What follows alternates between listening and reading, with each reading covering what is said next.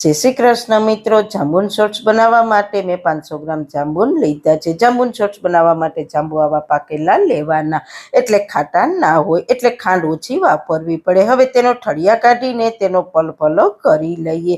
હવે તમારે જેટલા જાંબુન શોર્ટ્સ બનાવવા હોય તેટલો જ પલ્પ વાપરવાનો, બાકીનો એરટાઇટ કન્ટેનરમાં ભરીને ફ્રીજમાં 1 વર્ષ સ્ટોર કરી શકો છો। પછી તમને જ્યારે જાંબુન શોર્ટ્સ પીવાનું મન થાય ત્યારે મિનિટોમાં બનાવીને એન્જોય કરી શકો છો। હવે જાંબુના પલ્પને મિક્સર જારમાં એડ કરીને 2 ટેબલસ્પૂન ખાંડ એડ કરીશું। તો જાંબુન તમારા કેવા ખાટા છે તે પ્રમાણે ઉમેરવી। સાથે સ્વાદ અનુસાર સંચળ પાવડર, 1 લીંબુનો રસ, સાથે 5 થી 6 બરફના ટુકડા, 3 થી 4 ટેબલસ્પૂન ઠંડુ પાણી એડ કરીને તેને પીસી લઈ। તો આપણું એકદમ સરસ પર્પલ કલર સાથે જાંબુન શોર્ટ્સ તૈયાર છે।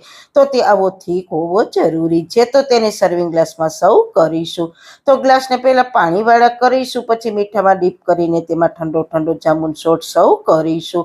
ઉપરથી પુદીનાના પાનથી સજાવીશું। ફક્ત 5 જ મિનિટમાં બની જતો જાંબુન શોર્ટ્સ તૈયાર છે।